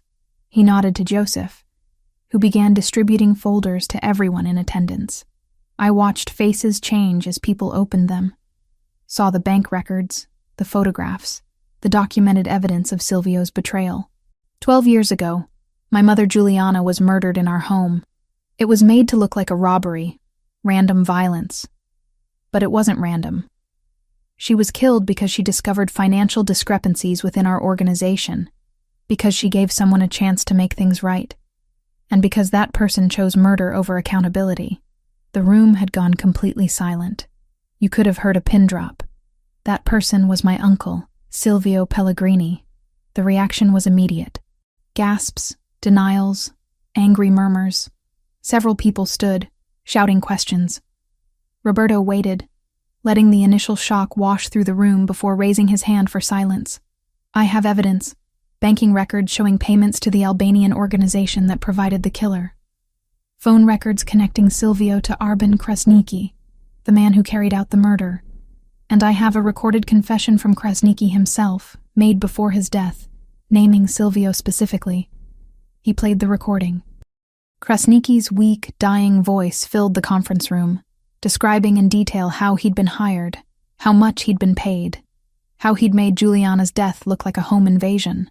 When the recording mentioned taking only the pocket watch as a trophy, I saw several people glance at Roberto's desk, where that same watch now sat in a glass case. When the recording ended, the silence was even heavier than before. "Bring him in," Roberto said quietly. Joseph and 2 other men escorted Silvio into the room. He looked smaller than he had a week ago, diminished by the weight of his exposed secrets. His eyes darted around the room, seeing the accusation and disgust on familiar faces. "Silvio." Roberto's voice was cold, empty. "You've heard the evidence. Everyone here has heard it. Do you deny it?" Silvio's mouth opened and closed. He looked like he wanted to lie, to manufacture some explanation that would make this all go away. But faced with irrefutable proof and the stares of an entire organization, he couldn't do it. "I don't deny it." His voice was barely audible. Juliana found discrepancies in the books. Money I'd taken over several years. She confronted me, gave me 2 weeks to return it. I panicked. I thought if she was gone, the investigation would stop. You thought murdering my mother would solve your financial problems. Roberto's control was impressive, but I could see the fury beneath it, the grief he was containing through sheer force of will. I was weak. I made a terrible mistake. A mistake is forgetting an appointment or miscalculating a sum. You planned and executed the murder of a woman who was trying to protect you, who gave you a chance to fix your errors. You watched my father die of grief, knowing you'd caused it. You advised me for 3 years while I searched for answers you had all along. That's not weakness. That's calculated evil. Several people in the room nodded, their judgment clear. Silvio had violated the most fundamental rule. Family was sacred. You protected family. You didn't destroy it from within. An older man I recognized as Anthony Costa, one of the longest-serving associates, stood. "What are you proposing, Roberto? What justice do you seek?" This was the moment everything balanced on. I could feel the room holding its breath, waiting to see what kind of leader Roberto would prove himself to be. Would he choose violence, the expected path in this world?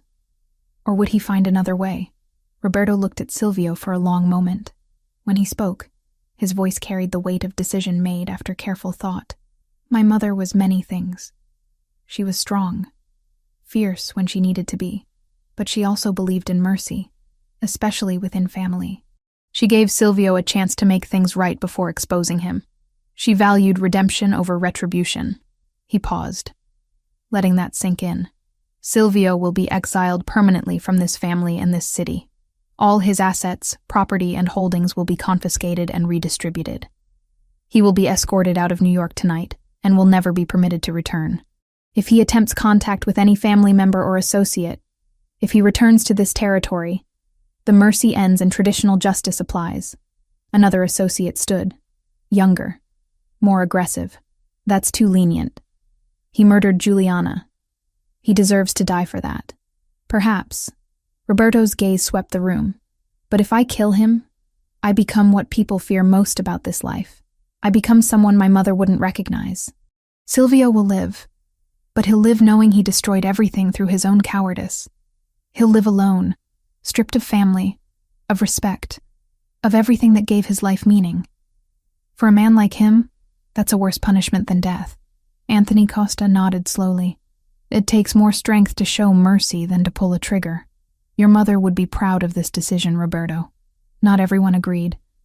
I could see the discontent on some faces, the belief that Roberto was being weak. But the older associates, the ones who'd known Juliana, seemed to understand what he was doing. He was honoring her memory not through violence, but through the values she'd held, all in favor of exile and asset seizure, Roberto called. The majority of hands rose. Not unanimous, but clear enough. Those opposed? About a dozen hands. Roberto noted them, his expression unreadable. The decision stands. Silvio Pellegrini is hereby exiled from this family and all associated territories. Joseph, see it done. As Joseph and his men escorted Silvio out, the man finally looked at Roberto directly. I am sorry. For what it's worth, I truly am sorry. It's worth nothing, Roberto replied, but you'll have the rest of your life to contemplate that. After Silvio was gone, Roberto dismissed the assembly. People filed out slowly, many stopping to express support or to question the leniency of the sentence. Roberto handled each interaction with the same controlled professionalism, never letting his personal feelings show. When the last person had left, when it was just Joseph, me, and Roberto in the empty conference room, I saw him finally allow himself to breathe. His shoulders sagged slightly, the weight he'd been carrying visible in every line of his body. You did the right thing, Joseph said quietly. Not everyone will see it immediately, but history will prove you right. I hope so, because that might have been the hardest decision I've ever made. After Joseph left to coordinate Silvio's exile, Roberto and I stood alone in the conference room. The evidence folders were still scattered across the table, physical reminders of the betrayal that had shaped so much of his life. How do you feel? I asked. He was quiet for a long moment, considering the question seriously. Empty. Relieved. Angry still, but differently. Like I can finally grieve properly now that I know the truth. Your mother would be proud of you. The way you handled that, the mercy you showed while still seeking justice. That took incredible strength. I learned it from you. He turned to face me fully. Before you came into my life, before you gave me that watch and started this entire investigation, I would have killed him. Without hesitation, without mercy. But you showed me that strength comes in different forms. I crossed to him, taking his hands in mine. You showed yourself that. I just gave you permission to see it. We stood there in the empty conference room, city lights visible through the floor-to-ceiling windows. This man had just faced down his worst nightmare, had confronted the person who'd destroyed his family, and had chosen a path that defied expectations. Vanessa, I need to tell you something. His voice was serious, but not sad. Determined. Okay. When I hired you 3 years ago, I never imagined you'd become essential to my existence. I never thought I'd trust anyone enough to let them see me break. I never believed I could find someone who would stand beside me through something like this and not run away screaming. I'm not going anywhere.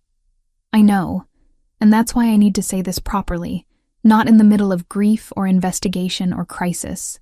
He cupped my face in his hands, his touch gentle despite the strength I knew resided in those fingers. I love you. Not because you saved me, or because you helped solve my mother's murder. I love you because you see the human underneath the reputation. Because you laugh at things I say when I'm not trying to be funny. Because you make excellent coffee and remember conversations I barely remember having. Because you're brave and kind and real in a world full of pretense. My heart felt too full for my chest. I love you too. For exactly 3 years now, I've loved you. Even when you barely knew I existed. Even when I thought nothing would ever happen between us. I loved you because you're more than what people see. You're thoughtful and careful, and you carry responsibility that would break most people. You're good, Roberto. Even when you don't believe it. He kissed me then, and it was different from the grief-stricken kiss on New Year's Eve. This was certainty, promise, the beginning of something built on truth and trust, rather than desperation or escape. His hands threaded through my hair, pulling me closer, and I felt him smile against my lips. Come home with me, he murmured. Really home. Not as my secretary, not as part of an investigation, as my partner. I thought I already was. You are. But I want it official. I want everyone to know you're mine and I'm yours. We left the conference room hand in hand, and I realized that this moment, this simple gesture of walking together through empty hallways, meant more than any grand declaration. Roberto Pellegrini, who kept everyone at arm's length, was claiming me publicly, making it clear that I mattered, that we mattered. When we arrived back at the brownstone, the house felt different somehow, lighter, as if a darkness that had haunted it for 12 years had finally lifted. Roberto made us tea, a quiet domestic gesture that felt perfect for the moment. What happens now? I asked, as we sat together on the sofa, where we'd held each other through grief just days before. Now we figure out how to build a life together. You'll need to officially resign as my secretary, obviously. Can't have people thinking I'm taking advantage of my employee. What will I do instead? Whatever you want. You mentioned once that you'd thought about getting a degree in art history. Maybe you do that. Or maybe you help me with the legitimate side of the business. Or maybe you open that antique restoration shop you don't know I know you've always dreamed about. I stared at him. How did you know about that? I told you. I've always noticed you, Vanessa. Every time you lingered over an estate sale catalog or researched the provenance of some item. You light up when you talk about history, about the stories objects carry. I want you to do what makes you happy. Then the thoughtfulness of it, the fact that he'd been paying attention to details I thought I'd kept hidden, made my eyes sting with tears. I want to be with you, I said simply. However that looks, whatever that means. I want to wake up in your house and make terrible coffee together and listen to you play piano late at night. I want to be part of your life, not just an observer of it. You already are. He set his tea down and pulled me onto his lap, his arms secure around me. You've been part of my life since the moment you handed me that watch. Maybe even before that. I was just too stubborn to admit it. We sat there for a long time, wrapped in each other, processing everything that had happened. The investigation was over. Justice had been served, if not in the traditional sense. Roberto had closure, painful as it was, and we had each other, fully and honestly for the first time. "Thank you," Roberto said quietly, his lips brushing my temple, "for believing in me when I couldn't believe in myself, for showing me that mercy isn't weakness, for loving me despite everything you learned about my world. Thank you for letting me in, for trusting me with your pain, for seeing me when I felt invisible." Outside, the city continued its relentless rhythm. Inside the brownstone, we'd found something rare and precious. Two people who'd been alone for too long, finally finding their way home to each other. The journey had been painful, the truth devastating. But sitting there in Roberto's arms, I knew with absolute certainty that every step had been necessary to bring us to this moment. We'd both been broken in different ways, but together, we were beginning to heal, and that felt like the most important truth of all. By the end of January, the reality of our relationship had settled into something both extraordinary and surprisingly ordinary. Roberto officially announced to the organization that I was no longer his secretary but his partner in every sense of the word. The reaction was mixed. Some associates expressing genuine happiness, others viewing me with suspicion, wondering what kind of influence I'd have over their boss. Courtney's reaction was the one that mattered most to me after Roberto's. When I told her everything that had happened, sitting in her apartment with wine and takeout, she'd been quiet for a long time before speaking. "I'm terrified for you," she finally admitted. "But I also see how you look when you talk about him, how he looks at you when he thinks no one's watching. So I'm going to support this. But I'm also going to be here reminding you that you deserve happiness and safety in equal measure. I know, and I love you for it. Just promise me one thing. Don't lose yourself in his world. Keep being Vanessa, the woman who corrects grammar in internal memos and refuses to drink cheap coffee. Don't become someone you're not just to fit into his life." It was advice I carried with me as I navigated my new role. Roberto had been serious about me finding my own path, and after several long conversations, we'd decided I'd help oversee the legitimate business operations while pursuing art history classes part-time. It gave me purpose beyond our relationship, kept me grounded in my own identity. But I also used my position to push for changes I'd always believed were necessary. Better healthcare coverage for lower-level employees, educational scholarships for children of associates, investment in legal businesses that could provide stable income and employment. Roberto supported every suggestion, even when some of the older associates grumbled about unnecessary expenses. My mother believed that power came with responsibility, he told them during one contentious meeting. Not just to those at the top, but to everyone who depends on this organization. These changes honor her memory. That shut down most of the complaints. In February, on a cold morning with snow falling softly outside, Roberto took me to the cemetery where his parents were buried. We stood in front of Juliana's headstone, and I watched him trace her name with his fingers, his expression peaceful in a way I'd never seen before. "Mama, I want you to meet someone," he said quietly, and my throat tightened. "This is Vanessa. She's the woman who brought your watch back to me, who helped me find the truth about what happened to you. She's also the woman I love, and I hope that would make you happy." I knelt beside the grave, placing the flowers we'd brought. "I wish I could have known you. Roberto tells me you made the best pasta sauce in New York and that you could make anyone laugh. I promise I'll take care of him. I promise I'll remind him to eat and sleep, and that it's okay to be human sometimes." We sat there for a while, snow dusting our shoulders, and Roberto told stories about his mother I'd never heard. Funny ones, warm ones, memories that weren't stained by grief anymore. When we finally stood to leave, he pulled a small velvet box from his coat pocket. My heart stopped. "I know this might seem fast," he said, his breath visible in the cold air. "By conventional standards, we've only been officially together for 6 weeks, but we've known each other for 3 years, and I've loved you for most of that time even when I couldn't admit it. I don't want to wait anymore, Vanessa. Life is too short and too uncertain." He opened the box, revealing not a traditional engagement ring, but his mother's pocket watch, restored and polished until it gleamed. A delicate gold chain had been added, transforming it into something I could wear, This watch brought us together. It led me to truth and to you. I can't think of anything more meaningful to symbolize what I'm asking. He took my hand, his grip warm despite the cold. Vanessa Morgan, will you marry me? Will you build a life with me, knowing it won't be conventional or easy, but knowing that I will love you and honor you every single day? Tears streamed down my face, freezing on my cheeks. Yes. Absolutely yes.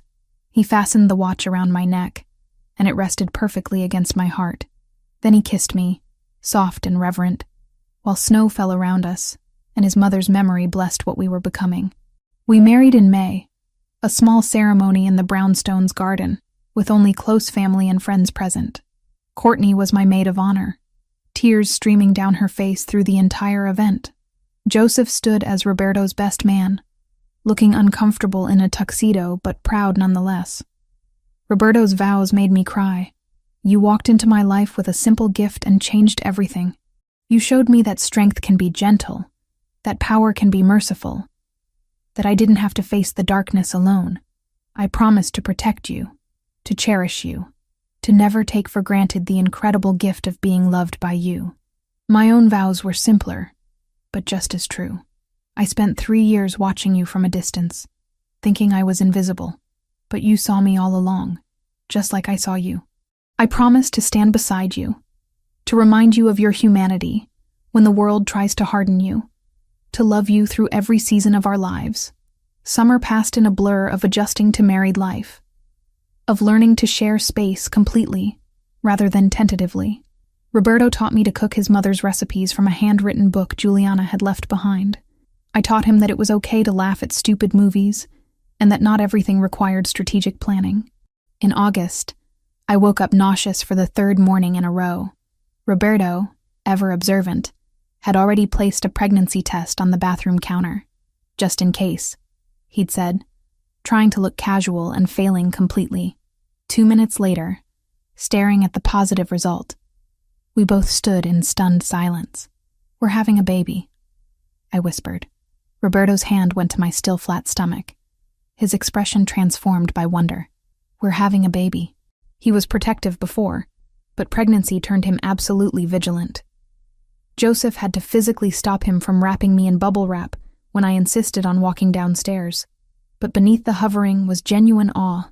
He talked to my growing belly, read to it in Italian, played piano every night because he'd read that babies could hear music in the womb.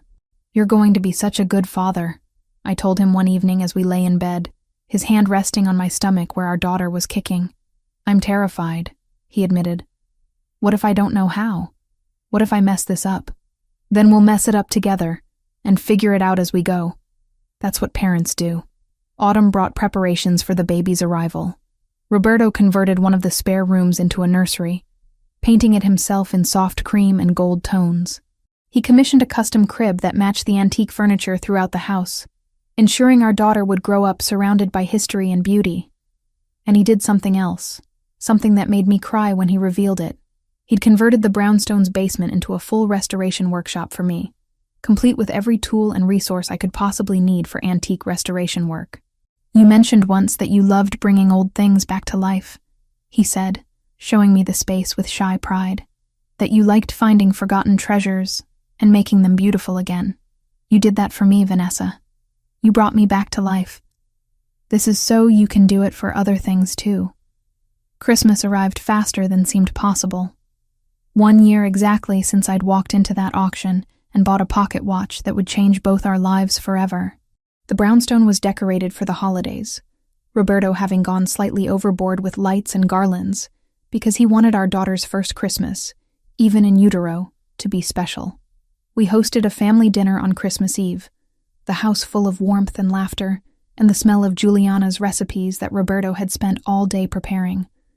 Associates and their families filled the rooms, children playing while adults talked. It was the kind of gathering his mother used to host, he told me, the kind he'd missed for 12 years.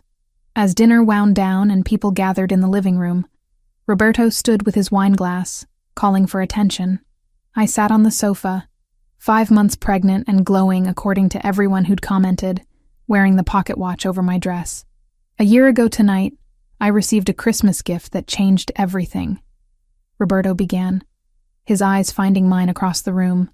A simple pocket watch that my secretary had found at an auction. She didn't know what it would unleash, neither did I. But that gift led to truth, to justice, and most importantly, to love. He crossed to where I sat, taking my hand and helping me stand. Vanessa showed me that the most valuable things in life aren't bought with money or power. They're found in unexpected places by people brave enough to take chances. She found a lost piece of my history and returned it. In doing so, she returned parts of me I thought were gone forever. His hand rested on my stomach, our daughter kicking against his palm, as if she knew her father was talking about her too. This year we gained truth about the past. We gained justice, painful as it was. We gained each other, and soon we'll gain a daughter who will grow up knowing her grandmother's story, knowing that mercy is stronger than vengeance, and knowing that sometimes the best gifts come wrapped in the most unexpected packages. He raised his glass. To Juliana, who taught me what family truly means. To Vanessa, who reminded me I was still capable of being human. And to all of you, for being part of a family that's learning to honor the past while building a better future. Everyone raised their glasses, voices mixing in agreement and celebration. Courtney, sitting nearby with her new boyfriend, was crying openly and not even trying to hide it. After everyone left and we were cleaning up, Roberto found me in the kitchen loading the dishwasher, my movements slow with exhaustion and pregnancy. "Leave it," he said, taking the plate from my hands. "Teresa will handle it tomorrow. Come sit with me." We settled on the sofa in the living room, city lights twinkling beyond the windows, the Christmas tree glowing softly in the corner. Roberto pulled me against him, careful of my belly, and we sat in comfortable silence. "Are you happy?" he asked after a while. I thought about the question seriously, considering the past year. The investigation, the betrayal, the danger, the complications, but also the love, the trust, the family I'd gained after years of being alone. "I'm happier than I ever imagined being," I answered honestly. I spent so much of my life feeling like I was on the outside looking in. My parents died, my aunt died, and I was just this person floating through the world without anchor. "You gave me somewhere to belong. You gave that to me too," he said quietly. "After my mother died, and then my father, I locked myself away, told myself that connection was dangerous, that caring about people just gave enemies leverage. You proved all of that wrong." His hand found the pocket watch at my neck, lifting it gently. "My mother would have loved you. She would have loved how you stood up to me, how you pushed for changes in the organization, how you see the good in people while still being realistic about their flaws. I wish I could have known her. You know her through me. Every time I choose mercy over violence, every time I consider what's right instead of just what's expedient, that's her influence. And now it's yours too."